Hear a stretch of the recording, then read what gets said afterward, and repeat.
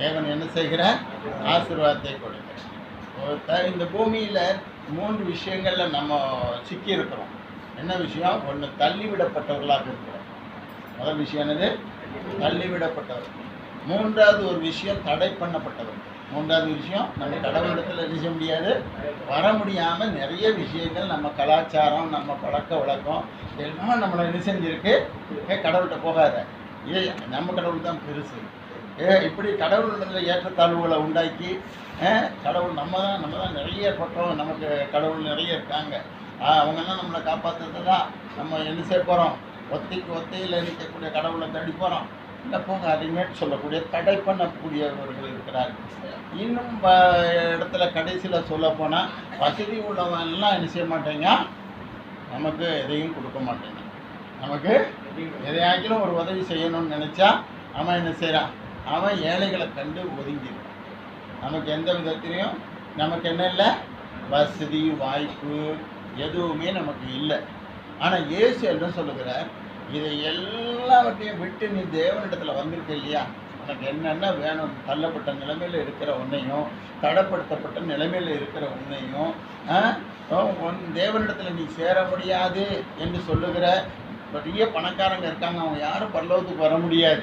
ஆனால் உன்கிட்ட பணமே இல்லை இல்லையா, உன்கிட்ட என்ன இல்லை, வருமானம் இல்லை, பணம் இல்லை, தேவையான தொழில் இல்லை, நிரந்தர வருமானம் இல்லை, நிரந்தர வாழ்வுக்கு வாழக்கூடிய ஒரு வழிகாட்டியை இன்னும் நம்ம என்ன செய்யலை, கண்டுபிடிக்கலை. நம்முடைய வாழ்வும் நமக்கு மறுஜன்மம் இருக்குது, நமக்கு மறுபிறவியாகிய பரலோக ராஜ்யம் இருக்குது, நாம் பரலோகத்தில் தேவனோடு இருப்போம் அப்படிங்கிற அந்த நித்திய வாழ்வை சுதந்திரிப்பதற்கு எல்லாவற்றையும் விட்டுட்டோம். யாரிடத்துல வந்திருக்கிறோம்? இயேசுவிடத்தில் வந்திருக்கிறோம். எங்களுக்கு இப்போ என்ன கிடைக்கும்? எங்களுக்கு இப்போ என்ன கிடைக்கும்? அருமையானவர்களே, உங்களுக்கு கிடைக்க வேண்டியது என்னது? உங்களுக்கு கிடைக்க வேண்டியது நூறத்தனையாக உங்களுக்கு தாய்மார், நூறத்தனையாக உங்களுக்கு தகப்பன்மார், நூறத்தனையாக உங்களுக்கு நிலம், நூறத்தனையாக உங்களுக்கு வீடு, நூறத்தனையாக உங்கள் மனைவியை தன்னை பராமரிக்கிறது போல உங்கள் மேலே உலகத்தில் இருக்கிறதான மனைவிங்கிற பேருக்கு என்ன, மனைக்குரியவள், அப்படிதானே?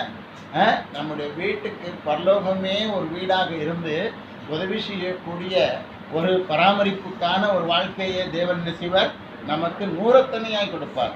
எப்படி கொடுப்பாரா? நூறத்தனையாக கொடுப்பார். நம்மளை ஆஸ்பத்திரிக்கு கூட்டு போகிறதுக்கு ஆள் இருக்காது. ஆனால் தேவன் இங்கே வரும்போது தேவனை மட்டும் நாம் தேடி தேவனிடத்தில் பேசி கொண்டு இருக்கும்போது, தேவனை பின்பற்றும் போது நமக்கு என்ன கிடைக்கும்னா, மருத்துவ வசதிகள் கிடைக்கும், இலவசமாக மருந்துகள் கிடைக்கும், நமக்கு ஆரோக்கியம் எப்போதும் உறுதியாக இருக்கும், நம்ம மனசு எப்போதும் கலங்காது, நமக்கு என்னென்ன காரியத்தில் நமக்கு விட முடியாது அப்படிங்கிற விஷயங்கள் எல்லாம் நம்மளை தள்ளி போட்டிருக்கோம், நம்மளை தடை பண்ணியிருக்கோம். ஆனால் இந்த இடத்துல தேவன் ஒருவரை நம்பி வந்ததுனால நம்முடைய வாழ்க்கை எப்படி இருக்க போகுது? ஆசீர்வாதமாக இருக்க போகுது. இப்பொழுது இந்த ஆசீர்வாதத்தினுடைய பங்கை எடுத்து பார்க்கும்போது எனக்கு இதில் ஒரு முக்கிய குறிப்பாக என் மனதில் தோன்றின ஒரு காரியம், நப்தலி என்று சொல்லுகிறதான ஒருவரை பற்றி நான் வாசிக்கும் போது என்னுடைய வாழ்க்கையில் அந்த அனுபவம் எனக்கு கிடைத்தது போல நான் உணர்ந்தேன். எனக்கு என்னுடைய வாழ்க்கையில் ஒரு உணர்வு ஏற்பட்டது.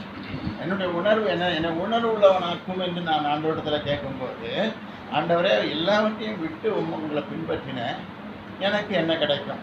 உங்கள் மாதிரி தான் நானும் என்ன செய்கிறேன், ஆண்டவர்கிட்ட சில நாட்களாக எனக்கு என்ன கிடைக்கும், எனக்கு என்ன கிடைக்கும், எல்லாவற்றையும் விட்டு உங்களை பின்பற்றி இருக்கிறேனே, எனக்கு என்ன கிடைக்கும் அப்படின்னு நானும் உங்களை மாதிரி தேடும்போது தான் நப்தலியை குறித்து தேவன் சொன்னார். அந்த வசனத்தை நான் நீங்கள் அனைவரும் வாசிக்க கேட்கும்போது புரிந்து கொள்வீர்கள். நப்தலின்னு ஒரு பையனுக்கு பேர் என்னது? நப்தலி. அவனை குறித்து நான் வாசிக்க கேட்போமா? உபாகமத்தின் புஸ்தகம் 33ஆம் அதிகாரம்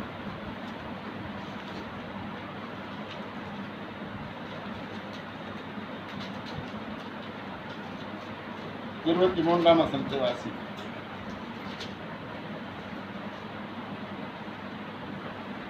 நப்தலியை குறித்து, நப்தலி கர்த்தருடைய தயவினாலே திருப்தி அடைந்து அவருடைய ஆசீர்வாதத்தினாலே நிறைந்திருப்பான். நீ